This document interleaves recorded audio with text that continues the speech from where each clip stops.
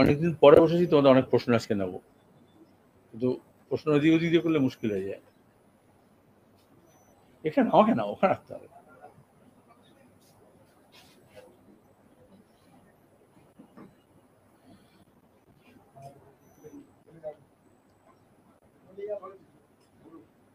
আজ বেশ কিছুদিন পরে তোমাদের সঙ্গে মুখোমুখি হচ্ছি।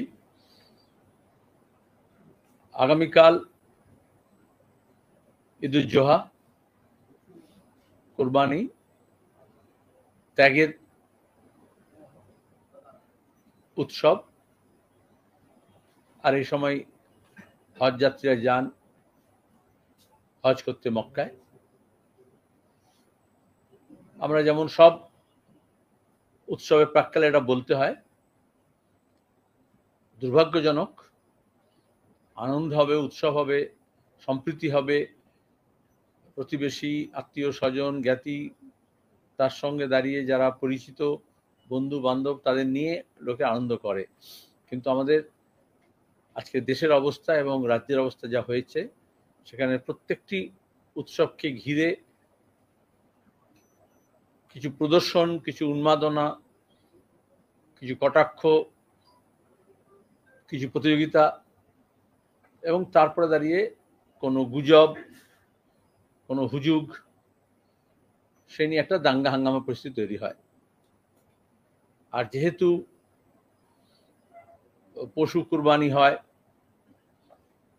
সেজন্য একদিকে যেমন যারা এই উৎসব পালন করবেন সেই মুসলমান সম্প্রদায়ের মানুষজনকে নিজেদের আবেগকে, নিজেদের উৎসবকে, নিজেদের যা যা কিছু পালন করেন সেটা খুব বেশি প্রদর্শনমূলক যাতে না হয়, বেশি এক্সিবিশন যাতে না হয়, অন্যদেরও যে সংবেদনশীলতা আছে সেটাকে মাথায় রাখতে হয়, এবং শান্তির মধ্যে, শান্তিতে, সম্প্রীতিতে, সিভিল সোসাইটিতে যেভাবে হয় নিয়ম কানুন মাথায় রেখেই ধর্মীয় যে সমস্ত নির্দেশ আছে তা পালন করবেন। সেটা প্রতিপালন করতে গিয়ে যাতে কোনো দৃষ্টিকটু না হয়, কোনো সুযোগ না থাকে কোনো মিসক্রিয়েন্টসের।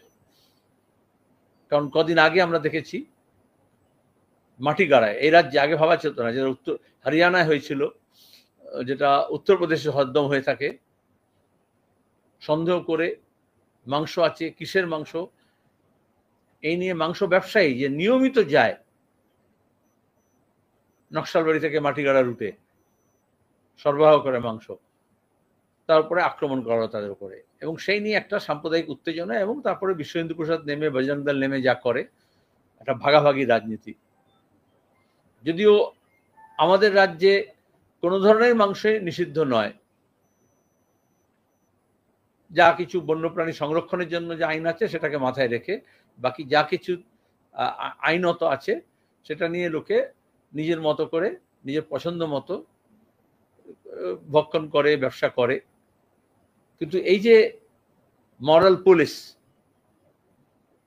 তারা বিশেষত গো রক্ষার নাম করে যে শক্তি গোটা দেশে তাণ্ডব করছে, আমাদের রাজ্যে তৃণমূলের সরকারের আমলেও তাদের শক্তি কতটা বেড়েছে, পেশি রাজপালন কতটা বেড়েছে, সেটা এই মাটিগাড়ার ঘটনায় দেখা গিয়েছে।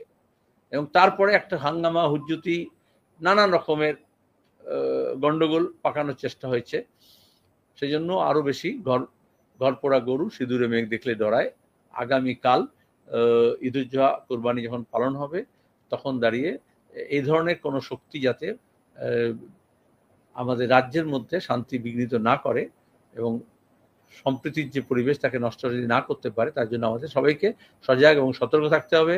আমাদের পার্টির কর্মী সমর্থক দলদের কাছে আবেদন থাকবে, তারা আর একটু বাড়তি উদ্যোগ নিয়ে সতর্ক থাকবেন বৃহত্তম মিশ্র এলাকাগুলোতে, যাতে কোনো রকমেরই এই উৎসবেরও আড়ম্বরও এবং প্রদর্শনে যাতে স্পিল ওভার না করে, এবং অন্যদিকে যারা এজেন্ট প্রভোকেটর, তারা যেভাবে এগুলোকে করে, মাংস, রক্ত এসব নিয়ে রক্তারক্তি কাণ্ড ঘটায়, সেটাতে না ঘটাতে পারে তার জন্য সজাগ এবং সতর্ক থাকবে।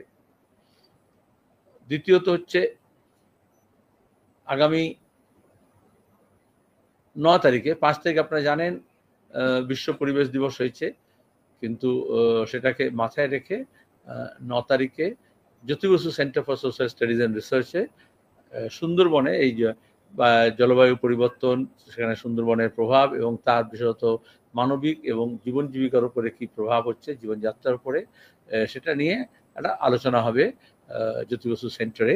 যারা পরিবেশবিদ এবং যারা সুন্দরবন নিয়ে কাজ করছেন এবং সেই অঞ্চলের মানুষ 2-24 পরগনার মধ্যে যারা সুন্দরবনে ওতপ্রোতভাবে যুক্ত আছেন, এই এখানকার ইকোসিস্টেম, ফ্রেজাইল ইকোসিস্টেমকে নিয়ে যাদের জীবন প্রভাবিত হচ্ছে তাদেরকে নিয়ে ওখানে আলোচনা সংগঠিত হবে। আগামী 10-11 তারিখে আমরা সিদ্ধান্ত নিয়েছি, সবাই কেন্দ্রীয় কমিটি বৈঠক ঠিক হয়েছে, 3 থেকে 5 হয়েছে, যে জম্মু কাশ্মীরের পেহেলগাঁওতে যে ঘটনা ঘটে, সন্ত্রাসবাদীদের হামলা, পাক মধ্যপ্রদেশের সন্ত্রাসবাদীরা যে 26 জনকে আমাদের হত্যা করে, তারপরে ঠিক হয় যে আমাদের একটা প্রতিনিধি দল সিপিআইএম এর যাবে। সিপিআইএম এর সভাপতি ও সম্পাদক কমিটি এমএবির নেতৃত্বে আমাদের সাংসদ এবং আর অন্যরা মিলে প্রতিনিধি দল তার জম্মু কাশ্মীরে যাবেন, সেখানকার মানুষের সঙ্গে কথাবার্তা বলবেন। যারা প্রতিবাদে নেমেছেন স্পন্টেনিয়াসলি সেখানে এই প্রথম সন্ত্রাসবাদী হামলার বিরুদ্ধে, যারা আফেক্টেড হয়েছেন এবং বিভিন্ন পরিবারগুলোর সঙ্গে ইতিমধ্যেই যারা নিহত হয়েছে তাদের পরিবারগুলোর কাছে আমাদের পার্টি নেতৃবৃন্দ তারা দেখা সাক্ষাৎ করেছেন এবং ওখানে গিয়ে যারা এই সময় সম্প্রীতির বার্তা তুলে ধরেছেন এবং উদ্যোগী হয়ে মানুষের পাশে দাঁড়িয়েছিলেন, সেটাকেও তাদের সঙ্গেও দেখা সাক্ষাৎ হবে। আর ওইখানকার মানুষের উপরে যা প্রভাব পড়েছে সেটাও সচক্ষে তারা কথাবার্তার মধ্যে জানতে পারবেন, দেখবেন। আপনাদের না, আমাকে যাওয়ার কথা বলা হয়েছিল, কিন্তু আমি সবে কলকাতা এলাম আজকে 3 দিনের সেন্ট্রাল গভর্নমেন্ট মিটিংয়ে পরে। আর এই সময় আমাদের রাজ্য জুড়ে নানান কর্মসূচি চলছে, সুতরাং আমাদের সাধারণ সম্পাদক যাবে। আগে জম্মু কাশ্মীরে বরাবর যেতাম, আমি যাচ্ছি না, আমি না বলেছি, অন্যরা যাবেন। প্রধানমন্ত্রী নরেন্দ্র মোদী আসছেন কলকাতায় এবং রাজ্যে এবার থেকে প্রতি মাসে প্রধানমন্ত্রী এবং স্বরাষ্ট্রমন্ত্রী তারা আসবেন 26 ভোটকে মাথায় রেখে। এই প্রধানমন্ত্রী স্বরাষ্ট্রমন্ত্রী আসবেন তাহলে কেন বলছে? তারা বলতে পারো বিজেপির সর্বোচ্চ নেতৃত্ব বিজেপি নির্বাচনী স্বার্থকে মাথায় রেখে সরকারি কর্মসূচির বাহানায় সরকারি খরচে 7 স্টার হোটেলে বিশেষ প্লেনে করে প্রত্যেক মাসে একবার করে আসবেন। আমাদের মুখ্যমন্ত্রী যাবেন। তো জানো, কদিন আগে নীতি আয়োগের বৈঠক ছিল, তখন বললে যে না যাবে না। আমি সেদিন উত্তরে তোমাদের বলেছিলাম যে উনি একান্ত আলোচনায় থাকেন, এমনিতে যান না। যখন আসবেন তখন তো আলোচনা হবে, কিন্তু ওনার তর সইছে না। দিল্লিতে যোগাযোগ করেছেন যাতে একান্ত বৈঠক মুখ্যমন্ত্রীর সঙ্গে প্রধানমন্ত্রী যাতে হয়, তার জন্য তারা যারা মাঝখানে আছে কিছু লোকজন বিজেপি তৃণমূলের মাঝখানে, যে সরকার শুধু নয় দলের মধ্যেও তারা এখন যোগাযোগ করছে। আর 2 হচ্ছে 26 নির্বাচনের আগে স্বাভাবিকভাবেই সব দলই তাদের প্রস্তুতি নিচ্ছে, কিন্তু এটা বিজেপি রাজ্য নেতৃত্বের কতটা অপদার্থতা যে এখানে কোনো নেতাকে তারা কেউ পছন্দসই মনে করছেন না, একে অপরকে বরদাস্ত করছেন না, একজন আসলে অনেকজন ঘোষা করছেন। সেই জন্যই এখন ওদের প্রধানমন্ত্রী স্বরাষ্ট্রমন্ত্রীকে দেশের নিরাপত্তা, দেশের স্বার্থ, উন্নয়ন, অন্যান্য কাজকর্ম ছেড়ে বিজেপি রাজ্যের স্বার্থ দেখতে আসতে হচ্ছে।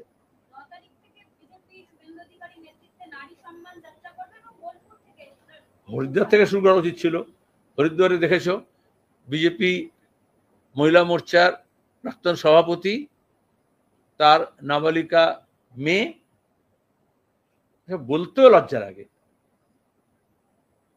তার একাধিক বয়ফ্রেন্ড, তাকে দিয়ে নিজের সন্তানকে মেয়েকে ধর্ষণ করা ছিল। পুলিশ এখন কেস করেছে, বিজেপির সরকার গ্রেপ্তারও করেছে, একজন বয়ফ্রেন্ডকে ধরেছে এবং দিনের পর দিন এই কাণ্ড করেছেন। এই কাণ্ড করেছেন বলেই মহিলা মোর্চার নেতৃত্ব হয়েছিল। আমাদের রাজ্যে তাই হয়েছে। বেটি বাঁচাও বেটি পড়াও স্লোগান দিয়েছিল, কিন্তু এখন বেটি বাঁচাতে হচ্ছে বিজেপি নেতৃত্বের কাছ থেকে। এ রাজ্যে মহিলা পাচার, নারী পাচার বলো, আর গোটা দেশে আমরা দেখলাম এই মহিলা নারী পাচার কাণ্ড এবং তার সঙ্গে দাঁড়িয়ে অভব্য অশালীন আচরণ শুধু নয়, নির্যাতন এবং নারী নির্যাতন এবং ন্যাশনাল ক্রাইম রেকর্ড ব্যুরো হিসেব দেখে দিতে হবেন যে কিভাবে আমাদের দেশে প্রত্যেক মিনিটে, প্রত্যেক ঘন্টায়, প্রতিদিনে বিজেপি সরকার আসার পর থেকে গোটা দেশ জুড়ে মহিলাদের উপর ধর্ষণ, খুন, নির্যাতন, পণপ্রথার বলি, গার্হস্থ্য নির্যাতন বেড়েছে। আমি গোরক্ষা তো বলি না, আমি গোরক্ষার নামে পশ্চিমবঙ্গে দাঙ্গাঙ্গামা হচ্ছে, মমতার নাকের ডগায়, সেটা বললাম। বিজেপির নর্থ কলকাতার ভাইস প্রেসিডেন্ট পিয়ুষ সানোরিয়া গোরক্ষার নাম করে বিভিন্ন জায়গায় মুসলিমদের হেনস্থা করছে এবং কুরবানির জন্য হিন্দু বাড়িতে থেকে যে গরু কেনা হচ্ছে সেই গরু মাল রাস্তায় কেটে নেওয়া হচ্ছে পুলিশের উপস্থিতিতে। তাহলে আমাদের রাজ্যের পুলিশ মন্ত্রী কে? পুলিশকে তাহলে বিজেপি চালাচ্ছে, আরএসএস চালাচ্ছে, আর নাহলে পুলিশ মন্ত্রীকে আরএসএস চালাচ্ছে, বিজেপি চালাচ্ছে। পুলিশ তো আইন মেনে ব্যবস্থা নেবে, তো পুলিশ তো অনুব্রতর কাছে গালাগাল খেয়ে প্রতিদিন আমরা দেখতে পাচ্ছি। মমতা ব্যানার্জি বলে দিয়েছেন তৃণমূলের ব্লক প্রেসিডেন্ট, তৃণমূলের জেলা সভাপতি, তৃণমূলের অঞ্চল সভাপতি যা বলবে পুলিশ তাই করবে, বিভিন্ন পর্যায়ে, আইসি থেকে এসপি থেকে ডিজি পর্যন্ত। তাহলে এক্ষেত্রে পুলিশের ভূমিকা দেখলে বোঝা যাচ্ছে যে রাজ্যটাকে আরএসএস বিজেপির হাতে তুলে দেওয়ার জন্য মমতা ব্যানার্জি কিরকম মরিয়া হয়েছেন। যারা মনে করছিল যে তৃণমূল কংগ্রেস বিজেপিকে রুখবে, আরএসএসকে রুখবে, গোরক্ষাকে রুখবে এবং সংখ্যালঘুদের নিরাপত্তা দেবে, তারা বুঝুক যে বকলমে আমাদের রাজ্যটাকে বিজেপির হাতে তুলে দেওয়ার জন্য তৃণমূল কংগ্রেস এবং তার নেতৃত্ব পরিচালিত প্রশাসন কিরকম ভূমিকা পালন করছে।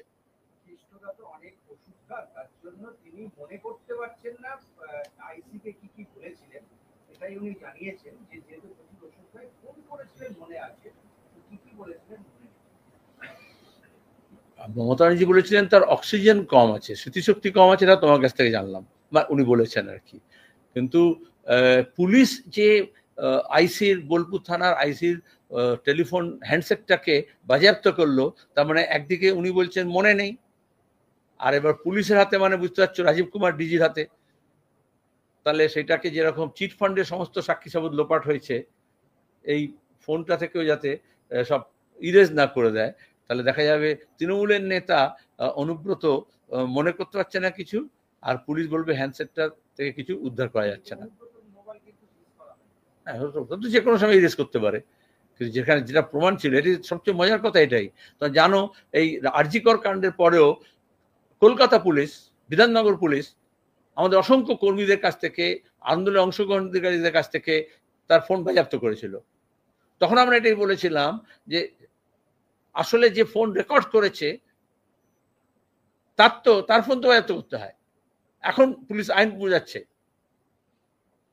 যে অনুমতি নিয়ে করা হয়নি, তাহলে আইসির উচিত ছিল মমতা ব্যানার্জির নিয়মে 21 আইনে যে অনুব্রতকে বলতো, দাদা কেষ্টদা, আপনার তো কিছু মনে থাকে না, আপনি যা সব গাল দিচ্ছেন আমার মাকে, বউকে, পরিবারকে, তো সেগুলো সব রেকর্ড করে রাখি। আর তারপরে ডিজি পুলিশের কাছ থেকে, রাজীব কুমারের কাছ থেকে অনুমতি নিত, এসপির কাছ থেকে অনুমতি নিত, তারপর রেকর্ড করতো। এটা তো বলতে চাওয়া হয়েছে। কিন্তু কেন তাহলে একটার পর একটা ডিভাইস একেবারে সেই আমাদের কার্টুন ফরওয়ার্ড করার সময় অধ্যাপকের কাছ থেকে, অম্বিকেশ মহাপাত্র থেকে শুরু করে আরজি করার আন্দোলনের সময় পুলিশ কোন আইন বলে এই মোবাইল সিজ করে? সিজ করার কোনো অধিকার নেই। পার্সোনাল ডিভাইস সিজ করার কোনো অধিকার নেই। পুলিশের যদি মেরুদণ্ড থাকে তো পুলিশ বলা উচিত ছিল, আর নাহলে আমরা হাইকোর্টে যাব। এই যে কথায় কথায় পুলিশ সিজ করে নেয় পার্সোনাল হ্যান্ডসেট, অনেকে ভয় পায়, অথচ গুজব হচ্ছে, দাঙ্গাঙ্গামা হচ্ছে। এই মুর্শিদাবাদের সময় দেখা গেছে যে কিভাবে ফোনকে ব্যবহার করা হচ্ছে, হোয়াটসঅ্যাপকে ব্যবহার করা হচ্ছে, সোশ্যাল মিডিয়াকে ব্যবহার করা হচ্ছে টক্সিক করার জন্য, বিষাক্ত করার জন্য, পরিবেশকে, মানুষের মগজের মধ্যে বিষ ঢুকিয়ে দেওয়ার জন্য। তখন পুলিশ কোনো অ্যাকশন নিচ্ছে না। আর যখন তৃণমূল বিপদে পড়ছে, তখন দাঁড়িয়ে এই হ্যান্ডসেটগুলোকে, তারা ডিভাইসগুলোকে বাজেয়াপ্ত করছে।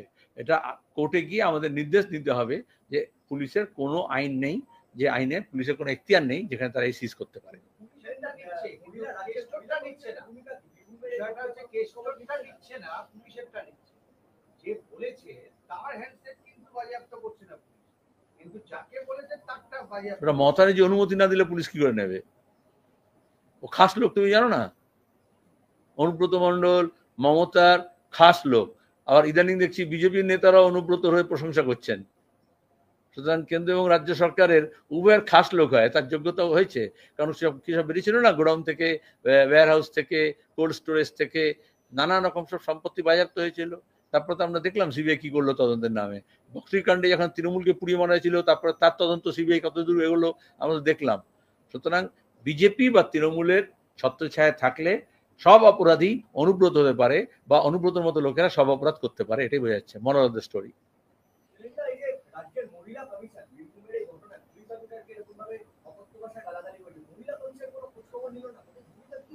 ওখানে কোনো কমিশন পাবে না বলে?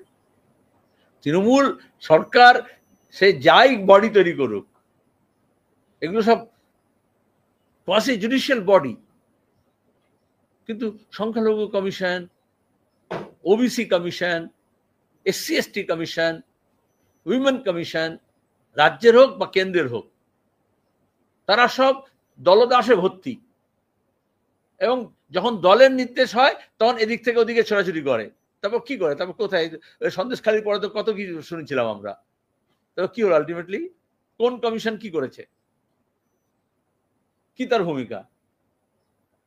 এগুলো শাসক দল নিজের কিছু লোকজনকে দল বদল করানোর জন্য বা কিছু পার্কস অ্যান্ড প্রিভিলেজ দেওয়ার জন্য ব্যবস্থা করা হয়। আদতে যখন মহিলা নির্যাতন হয় তখন মহিলা কমিশনকে খুঁজে পাওয়া যায় না। যখন শিশুদের উপর অত্যাচার হয় তখন শিশু সুরক্ষা আয়োগকে খুঁজে পাওয়া যায় না। এই মুর্শিদাবাদের পরে সংখ্যালঘু কমিশন কি করেছে? এই যে ওবিসি এ নিয়ে এত গন্ডগোল হলো, তাহলে ওবিসি কমিশনের কি ভূমিকা? কলেজে 1 মাস হয়ে গেল পরীক্ষা হয়েছে, রেজাল্ট বেরিয়েছে উচ্চ মাধ্যমিকের। সমস্ত বেসরকারি কলেজগুলোতে অনেক বেশি বেশি টাকা নিয়ে ফিস নিয়ে ভর্তি হচ্ছে। সরকার নিয়ন্ত্রিত কোনো বিশ্ববিদ্যালয়ে কোনো কলেজে কোনো ভর্তি চালু হয়নি। অভিভাবকদের কি অবস্থা, ছাত্রছাত্রীর কি অবস্থা, আর যারা বেশি টাকা দিতে পারছে না তাদের ভর্তির কি অবস্থা? কেউ কোনো কথা বলছে? এটা তো সরকার, কেন্দ্রের এবং রাজ্যের উভয় সরকার মিলে যেটা করছে, প্রাইভেট ইনস্টিটিউশনগুলো থাকবে আর সরকার পোষিত ইনস্টিটিউশনগুলো থাকবে না। ভর্তি এখনো শূন্য।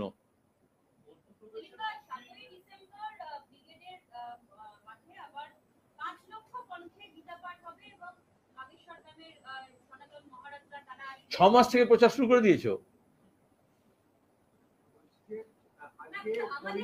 বললাম 6 মাস থেকে বললাম, আমি যেটা বলেছি বলে দিয়েছি। আমি জানি তো, তোমাকেও জানি, টেলিভিশন প্রচার মাধ্যমকেও জানি। এই যে যুদ্ধকালীন পরিস্থিতিতে কি অবস্থা, একই রকম প্রচার সংগঠিত হচ্ছিল সেগুলো দেখেছি, সেজন্যই বললাম। অভিযোগ করেছে যে মেয়েরা ছোট ছোট জামা পরলে আমার কাছে ছবি তুলতে আসবে। কথা শোনা যাচ্ছে না, বলো আবার। অনেকদিন পরে লোকটাকে আমার নাম শোনা যাচ্ছে। একসময় তোমরা সব হই হই করে তার পেছনে ক্যামেরা নিয়ে ছুটতে না? পশ্চিমবঙ্গে ব্যাপক ঘুরছিল না? একসময় বলেছিল না যে আমার এখানে মিস্ত্রি কাজ করতে এসছে, আমি দেখলাম সে মুড়ি না চিড়ে খাচ্ছে, আমি বুঝলাম ওরা বাংলাদেশি। তাহলে এরা মুসলমান বিদ্বেষী, বাংলা ভাষা বিদ্বেষী, মহিলা বিদ্বেষী, নতুন কথা কি? আরএসএস এর একদম ফুল প্রুফ এজেন্ডা, যেখানে দাঁড়িয়ে মহিলাদের একদিকে পাচার করছে, একদিকে নির্যাতন বাড়াচ্ছে, আর অন্যদিকে হচ্ছে তাদের আচার আচরণ, কথাবার্তা, ব্যবহার, পোশাক, এই নিয়ে তারা প্রশ্ন করবে। এই ধরনের লোকজনের নাম এসব জায়গায়, এই আলিমুদ্দিন স্ট্রিটের মুজফফর আহমদ ভবনে, আব্দুল হালিম সভাকক্ষে এসব লোকের নাম, কুৎসিত লোকেদের নাম উচ্চারিত হয় শুধুমাত্র এই কুৎসিত কথাগুলো বলে বলে। এতদিন ধরে গোরক্ষার নামে বিভিন্ন জায়গায় মানুষ হত্যা দেখেছি বিজেপি শাসিত রাজ্যে, এবং আমরা দেখছি যে আমাদের পশ্চিমবঙ্গে শুভ দত্ত নামে একজন বজরং দলের কর্মী রাজারহাট নিউটাউনের বিধানসভার হাতিয়ারাতে গোরক্ষার নামে সাম্প্রদায়িক উত্তেজনা সৃষ্টি করে এবং সেখানে এক গরু ব্যবসায়ীকে মারধর করে। সেই নিয়ে জনগণ পুলিশের হাতে তাকে তুলে দেয়, কিন্তু আজকে তাকে আবার পুলিশ ছেড়ে দিয়েছে। আবার বললাম, এগুলো তো নবান্ন নির্দেশে হচ্ছে। নাগপুরের সঙ্গে নবান্ন সরাসরি যোগাযোগ হয়েছে। ভাইপো গরু পাচারের কাণ্ড থেকে বাঁচবে, শিক্ষার দুর্নীতি থেকে বাঁচবে, কয়লা পাচার থেকে বাঁচবে, কাকুর গলার স্বর পাওয়ার পরেও তারপরে আর ইডি সিবিআই সব চুপ হয়ে যাবে। আরজিকর কাণ্ডের পরে কলকাতা পুলিশ যে লাইনে কথা বলেছে সিবিআই সেই লাইনে কথা বলবে। তার খেসারত কিছু দিতে হবে যাতে আরএসএস এজেন্ডা এ রাজ্যে পুরোপুরি লাগু হয়, তার ব্যবস্থা হচ্ছে। যত তাড়াতাড়ি এটা বোঝা যায়, বুঝবে মানুষ, তত মঙ্গল রাজ্যের। নরেন্দ্র মোদী আজকে কাশ্মীরে গেলেন এবং তার যে কর্মসূচি সেখান থেকে তিনি আবারও পাকিস্তানের বিরুদ্ধে বললেন এবং তিনি বললেন যে পাকিস্তানের আলটিমেট টার্গেট ছিল ভারতে দাঙ্গা বাঁধানো এবং বেছে বেছে হিন্দুদের উপর আক্রমণ করা হয়েছে এবং মন্দিরের উপর নিশানা করা হয়েছে। অবশেষে তিনি জম্মু কাশ্মীরে গেলেন 22 এপ্রিল। এইখানে এই ঘরে আমরা প্রথমে বলি যে সন্ত্রাসবাদী হামলা হয়েছে জম্মু কাশ্মীরে পহেলগাঁওতে। তারপর তিনি যখন ছুটে এলেন, সৌদি আরবে সফররত ছিলেন, সবাই ভাবলো বোধহয় কাশ্মীরে যাবেন, আক্রান্ত পরিবারগুলোর সঙ্গে দেখা করবেন, আক্রান্ত মানুষের পাশে যাবেন। জম্মু কাশ্মীর পহেলগাঁও আক্রান্ত শুধু হয়নি, গোটা দেশ আক্রান্ত হয়েছে এবং দেশের প্রধানমন্ত্রী তার উপযুক্ত ভূমিকা পালন করবেন। তিনি চলে গেলেন বিহারের নির্বাচনী প্রচারে। এতদিন আজকে গেছেন, তাও আজকে গেছেন যেহেতু রেল প্রকল্প উদ্বোধন করবেন। কিন্তু সেখানে দাঁড়িয়ে পাকিস্তানকে বার্তা দেন আমার কোনো আপত্তি নেই, দেওয়া উচিত। তিনি ওখান থেকে এখন শাহবাজ শরীফ হচ্ছে তোমার গিয়ে নওয়াজ শরীফের ভাই প্রধানমন্ত্রী, যখন তার দাদা ছিল প্রধানমন্ত্রী নওয়াজ শরীফ, তো তিনি ওদিক থেকে আফগানিস্তানে ফেরার পথে হঠাৎ আকাশপথে বিরিয়ানি গন্ধ শুনে নিচে নেমে গিয়েছিলেন, অনাহুত হয়ে, রবাহুত হয়ে, বা ঘ্রাণ শক্তি তার এত প্রবল, সেখান থেকে তিনি বিরিয়ানি খেতে নেমে গিয়েছিলেন নিচে। আজকেও কাশ্মীর থেকে চলে যেতে পারতেন, কিন্তু এখন তাকে তো দেখাতে হবে বিশাল একটা 56 ইঞ্চি ছাতিটা এখন হয়ে গেছে, কে বললো যেন 4 ফুট 8 ইঞ্চি, তাই তো? তো আগে ওটা প্রস্থ হতো, এখন দৈর্ঘ্য হয়েছে। সেখানে দাঁড়িয়ে পশ্চিমবঙ্গে উনি এলেন, উত্তরবঙ্গে এলেন, ওই বলে ভোটের প্রচারের জন্য আবার আসবেন বারবার। জম্মু কাশ্মীরে পহেলগাঁও ঘটনার পরে আমাদের এখানে যে সেনা অপারেশন, তাতে প্রথম শহীদ হয় আমাদের এই রাজ্যের নদিয়ার তেহট্টের, মনে আছে আপনাদের? সেটাও মুর্শিদাবাদের প্রেস কনফারেন্স আমি প্রথমটা বলি যে আমাদের রাজ্যের সেনা মারা গেছে, জন্টু আলী শেখ। ওই তো শতরূপ বসে আছে, ওর গিয়েছিল ওইখানে বাড়িতে পরিবারের সঙ্গে দেখা করতে। একবার নাম বললেন তিনি, তোমাদের মনে আছে? আগে সব যারা শহীদ হয়েছিল সেনা পুলওয়ামার সময়, তখন বিজেপি ভোট ছিল, তখন সব ছবি লাগিয়ে মোমবাতি জ্বালিয়ে ধূপকাঠি জ্বালিয়ে করছিল না আবেগ তৈরি করার জন্য। এবার যে সেনা মারা গেল যারা, তাদেরকে স্মরণ করছেন? এখন সংখ্যা বলেছেন কতজন মারা গেছে ওদের পাকিস্তানের গোলাগুলিতে?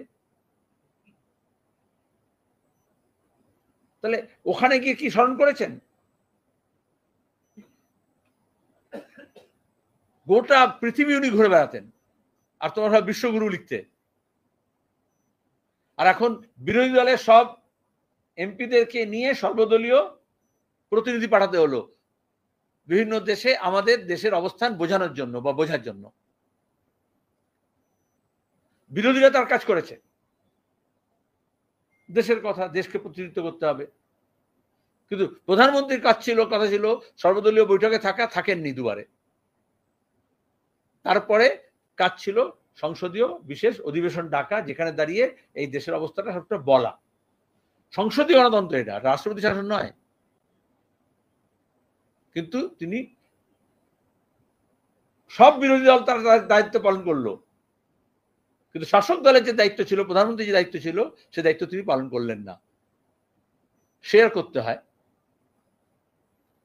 এখন দাঁড়িয়ে দেখাচ্ছেন উনি নিজেই যেন একা। দেখবে তুমি ব্রিজ যখন উদ্বোধন করছেন, সবসময় এমনিতে তো লোক লোকজন থাকে, কিন্তু উনি হচ্ছেন একা তেরঙ্গা ঝান্ডা নিয়ে, যাতে ক্যামেরা রেঞ্জের মধ্যে কেউ যাতে না আসে। এরকম উদ্বোধন করেন, দেখনি তোমরা? তাহলে উনি একটা পার্সোনা, একটা ব্যক্তি এইভাবেই তো করেছেন, তাতে বিদেশ নীতি সবচেয়ে বেশি ক্ষতিগ্রস্ত হয়েছে। দেশের অভ্যন্তরে হবে, মানুষ বুঝতে পারবে আস্তে আস্তে। এনআরআই সমাবেশ করা, মোদি মোদি বলে চিৎকার করা, ওটা ডিপ্লোমেসি নয়, ওটা কূটনীতি নয়। আজকে আমাদের দেশে একটা কূটনৈতিক বিপর্যয় হয়েছে। প্রতিবেশী কোনো দেশ সঙ্গে নেই, বিশ্বের হাতে গোনা কয়েকটা দেশ হয়তো আছে,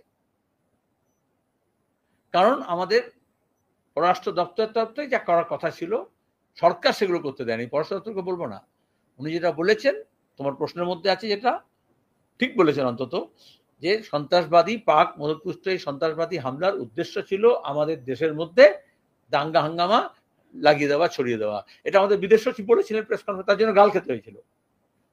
ভক্তমন্ডলী বিদেশ সচিবকে গাল দিচ্ছিল, কারণ ভক্তমন্ডলী আর আরএসএস বিজেপি এবং তার দাবেদার কিছু মিডিয়া পহেলগাঁও ঘটনার পর থেকে আমাদের দেশের অভ্যন্তরে পাকের অভিষ্ট লক্ষ্য হিন্দু মুসলমান ভাগ করার চেষ্টা করছিল। এতদিনে প্রধানমন্ত্রী বলেছেন, এবার বাকিরা বুঝবে যে সন্ত্রাসবাদী হামলা হলে, যুদ্ধ হলে প্রথম কাজটাকে দেশের মানুষকে এক করা, আর দেশের শত্রুর কাজটাকে দেশের মানুষকে ভাগ করা।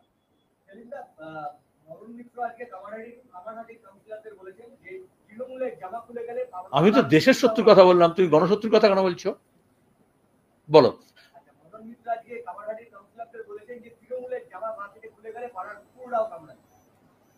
সব তৃণমূলের জামানায় চাকরি পেয়েছে 30%, যদি তৃণমূল কেড়ে নেওয়া হয়, জামাত কেড়ে নেওয়া হয়, রাস্তার কুকুরটাও কম যাবে। আমি মদন মিত্র বলেছিলাম। মানে আমি ভালো কথা বলেন, রেগে গেলে বা যে কোনো একটা কিছু ঘটলে, কিছু একটা ঘটে যখন তিনি সত্যি কথাটা বলেন।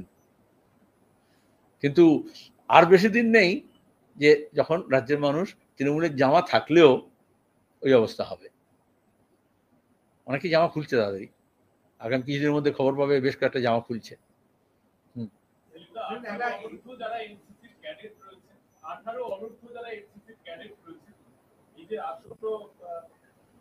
নির্বাচন রয়েছে, উপনির্বাচন, তাদেরকে ভোটের লাইন ঠিক করবার জন্য ব্যবহার করতে হবে, বয়স্কদের দেখভালের জন্য ব্যবহার করতে হবে। কমিশন বলছে যে রাজ্যে নির্বাচনে এত অশান্তি হয় সেই রাজ্যে এনসিসির ক্যাডেটরা তারা এই সমস্ত কিছু নিয়ন্ত্রণ করবে।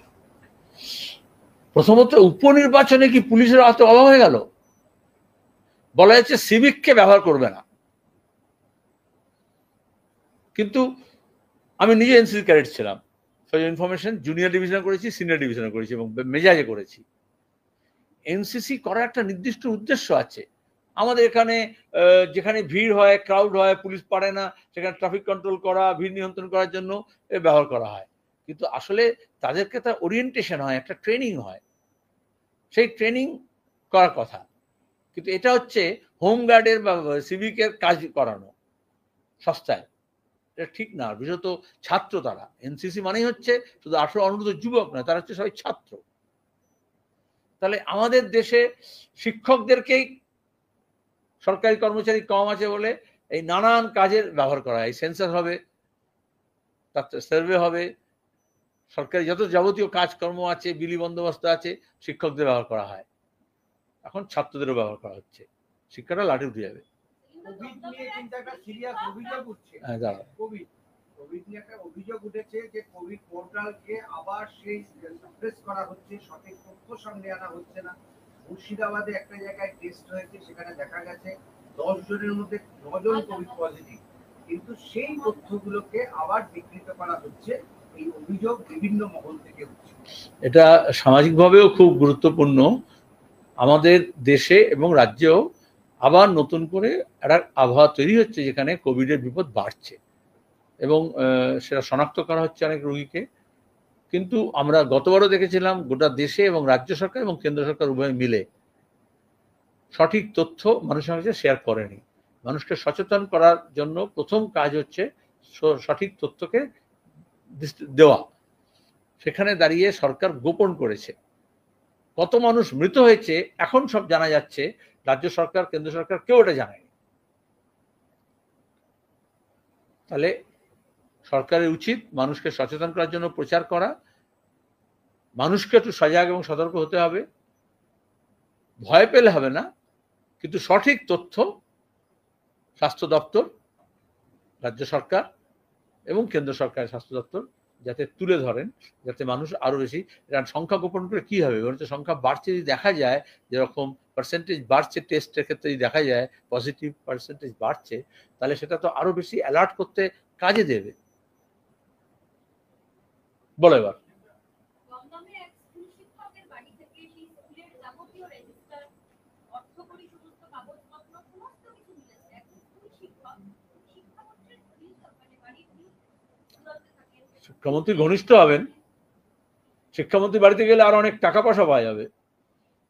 ওখানে অর্থকরী ফাইল পাওয়া গেছে, কিন্তু অর্থশাস্ত্র ওখানে পাওয়া যাবে অর্থশাস্ত্র। তো মনে নেই অনুব্রত মেয়ে শিক্ষিকা ছিল, অ্যাটেন্ডেন্স রেজিস্টার তার বাড়ি যেত, সই করাতে ভুলে গেলে কি হবে, এগুলো মনে রাখতে হবে। তৃণমূল যেমন এটাই হচ্ছে। অভয়ার মা, অভয়া মানে নির্যাতিতার মা, তিনি অভিযোগ করেছেন যে সিবিআই টাকা নিয়ে বিভিন্নভাবে মামলাকে মিসগাইড করার চেষ্টা করছে। তিনি আদালতের একটি কথা বলেছেন যে কিছুতেই এই মামলা যাতে নিষ্পত্তি না হয় এবং দোষীরা যাতে শাস্তি না পায়, এই ক্ষেত্রে সিবিআই একটা বড় ভূমিকা পালন করে। উনি ভুক্তভোগী, অসহায়, অনেক জায়গায় ছোটাছুটি করেছেন, এখনো করছেন, আন্দোলন সংগ্রামে অংশগ্রহণ করছেন, বিভিন্ন রাজনীতির মঞ্চেও গিয়েছেন, রাজনৈতিক নেতাদেরও ধরেছেন, চেষ্টাও করেছেন কাছে নিজের কথা বলার জন্য, কিন্তু এটা রিয়েলাইজেশন হয়েছে তার। আমরা জানি না, আমরা বারবার বলেছি। তোমার মনে আছে যখন এই কাণ্ডের পরে, আরজিকর কাণ্ডের পরে তিনি যখন জিজ্ঞেস করা হয়েছিল যে সিবিআই হচ্ছে, আমরা তখন বলেছিলাম যে রাজ্যের পুলিশ আর কেন্দ্রের পুলিশ, আসলে তো আইপিএস অফিসাররা আছে। যদি এই ব্যুরোক্রেসি, যদি এই পুলিশ, যদি আইএস আইপিএস যদি তারা রাজনৈতিক স্বার্থে নিজেদেরকে ব্যবহার করে বা ব্যবহার হতে দেয়, সে টাকার বিনিময় হোক, ট্রান্সফারের জন্য হোক, ভালো পোস্টিং এর জন্য হোক, যে কোনো কারণ হতে পারে, তাহলে এই যে ব্যাকবোন আছে অ্যাডমিনিস্ট্রেশনের, সেটা নষ্ট হয়ে যায়। পুলিশ অফিসার বোলপুরের কথা বলছিলে তুমি, তো বাজেয়াপ্ত করেছে, তার মানে কি যে criminal justice system, criminal investigation, সেটা আমাদের দেশে চৌপাট করে দেওয়া হয়েছে। এবং ওদের মধ্যে ভালো অফিসার আছেন অনেকে, তাকে ঠিক জায়গায় ঠিক কাজটা দেওয়া হয় না, বরঞ্চ সরিয়ে দেওয়া হয়। তাহলে অনেকে বলছে সিবিআই হচ্ছে একটা নিরপেক্ষ সংস্থা, নিরপেক্ষ নয় তো। অন্তত কোন অফিসার পোস্টিং হবে আর কে ঠিক মতো তদন্ত করলে তাকে তো সরিয়ে দেবে।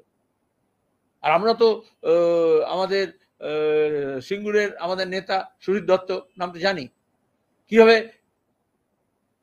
এই মিথ্যা মামলা করে তাকে ফাঁসানো হয়েছিল। এখন আর কেউ ওর কথা বলে না। ভদ্রলোককে কিভাবে বদনাম করা হয়েছিল, তার জীবনটাকে নষ্ট করা হয়েছিল। আবার সিবিআই অফিসার টাকা নিতে ধরা পড়েছিল। তিনি যেটা বলেছেন তার কথার মধ্যে, তার কথার দাম তো দিতে হবে। আমরা কাকুর গলার স্বর পরে কিরকম দেখলাম না, কিরকম ইডি সিবিআই চুপ হয়ে গেল, তো কিছু তো একটা বিনিময় হয়েছে। এবং ওনাদের একটাই দাবি যে মুখ্যমন্ত্রী নিজে স্বীকার করেছেন যে তখন কমিশনারের সাথে রাত 2টো পর্যন্ত তাদের কথা হয়েছে। মানে কেন মুখ্যমন্ত্রী এবং প্রাক্তন পুলিশ কমিশনারকে এই তদন্তের আওতায় আনা হবে না? একদম ঠিক কথা। আমরা বারবার বলছি, কোর্টেও তাই বলা হয়েছে, রাজনৈতিক মঞ্চেও তাই বলা হয়েছে, যারা অভয়া মঞ্চ আন্দোলন করছেন তারাও বলেছেন, ডাক্তাররাও বলেছেন যে এই তদন্তের যে পরিধি আছে তাকে বাড়াতে হবে। মমতা ব্যানার্জি আর তার ভাইপো ইচ্ছে করে প্রথম দিন থেকেই একজন সিভিকের উপরেই পিন পয়েন্ট করেছিলেন। তাহলে আজকে সিবিআই যদি সেইখানে দাঁড়িয়ে থাকে, আর যখন অনেক তথ্য আছে, এবারে সবাই বুঝতে পারছে এটা একজনের কাজ নয়। আর কেন পুলিশ কমিশনার গেলেন মুখ্যমন্ত্রীর নির্দেশে, কেন রাতে কথা বলা হলো, কেন এফআইআর এর প্রথম এফআইআর ডকুমেন্টসকে হিন্দিতে বলে ছেড়ছাড় করা হলো, ছিঁড়ে দেওয়া হলো, এটা তো সবার মনে প্রশ্ন। এবং এতদিন ছিল রাজ্য সরকার, কলকাতা পুলিশ, তৎকালীন পুলিশ কমিশনার মুখ্যমন্ত্রীর নির্দেশে এই অন্যায়টা করেছেন প্রভাবশালী অপরাধীদের বাঁচানোর জন্য। বা গোটা যে র্যাকেট আছে সেই র্যাকেটকে সামলানোর জন্য। এখন বোঝা যাচ্ছে সিবিআই এর অফিসাররাও তার থেকে কম যাচ্ছেন না, এই জন্যই তো তার সন্দেহ বেড়েছে।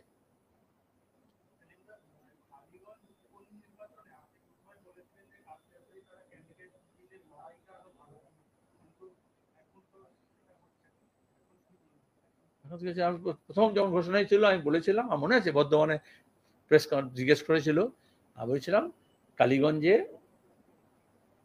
সিপিআইএম এর প্রার্থী কাস্তে তারা চিহ্নে বামফ্রন্টের প্রার্থী হিসেবে কংগ্রেসের সমর্থন নিয়ে যদি দাঁড়ায় তাহলে একটা জুৎসই মানানসই লড়াই হবে। স্বাভাবিকভাবে সিপিএম এর রাজ্য সম্পাদক হিসেবে আমার কথা ছিল। তারপরে বলেছিলাম এই জন্য বামফ্রন্টে আলোচনা হবে এবং বামফ্রন্টের আলোচনার পরে কংগ্রেসের সঙ্গেও কথা হবে। বামফ্রন্টের শরিকরা মনে করলেন যে 21 নির্বাচনে যেহেতু সাধারণ নির্বাচনে সমঝোতা হয়েছিল কংগ্রেসের সঙ্গে এবং কংগ্রেস এখনো সেই সমঝোতা টিকিয়ে রাখতে চায়, সুতরাং উপনির্বাচনেও সে মতোই লড়াইটা হোক। তো আমাদের কথার মধ্যে এটাই ছিল, জুৎসই লড়াই হবে কিন্তু বামফ্রন্টে আলোচনা করতে হবে। তাহলে বামফ্রন্টের সিদ্ধান্ত হলো এবং কংগ্রেস বামফ্রন্টের চেয়ারম্যানকে চিঠি লিখে জানালো আমরা লড়তে চাই এবং আপনাদের সমর্থন চাই। বামফ্রন্ট সে সিদ্ধান্ত করেছে। এখনো জুৎসই মানুষের লড়াই হতে পারে, একসঙ্গে লড়াই হবে। এখনো কর্মসূচি ঠিক হয়নি। আজকে কর্মী সভা, গতকাল আমাদের কর্মী সভা হয়েছে, ওখানে কর্মীদের নিয়ে বসা হয়েছে, তারা কাজে নেমেছেন কংগ্রেস প্রার্থীর সমর্থনে। আমাদের রাজ্য সম্পাদক মন্ডলীর সদস্য একজন, আমাদের রাজ্য কমিটির 2-3 সদস্য, তাদেরকে ওখানে দায়িত্ব দেওয়া হয়েছে কালীগঞ্জ উপনির্বাচনে, তারা ওখানে থেকে কাজটা করবে।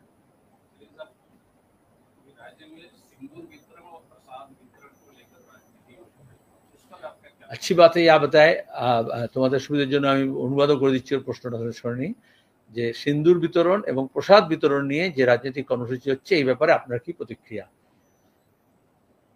আপনারা জানেন ধরা পড়েছে একজন, অ্যারেস্ট হয়েছে বিদেশে থেকে, রাম মন্দির উদ্বোধনের আগে থেকে প্রসাদ বিতরণের নাম করে, বিক্রির নাম করে, বিনা পয়সায় বিতরণ করবে নাম করে একটা বড় স্ক্যাম হয়েছে কয়েক কোটি টাকার, 3,85,00,000 টাকার।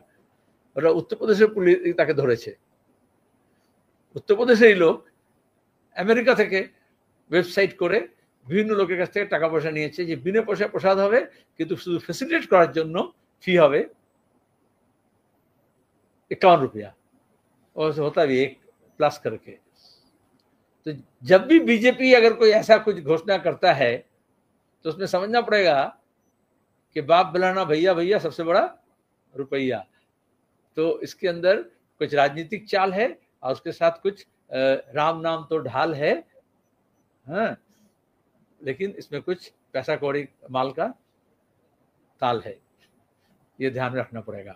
लेकिन ये बीजेपी खुद घोषणा की है, चप्पल पर मारे ना, सिंदूर बांटने जा गया था तो कई जगह महिलाएं बहुत बेरुखी से पेश आई विचारों के साथ, और उसके बाद वो कहा कि ऐसा कोई कार्यक्रम हम नहीं करेंगे। आज भी मोदी जी गए तो कश्मीर में सिंदूर लेके तो नहीं गए। और ये बांटने वाला मामला आप समझो, 370 धारा जब हटाया गया था 2019 के 5 अगस्त में, तो मिठाई बटी थी, बीजेपी आज बांटे थे ना, क्या आतंकवाद समाप्त, कश्मीर का समस्या का हल।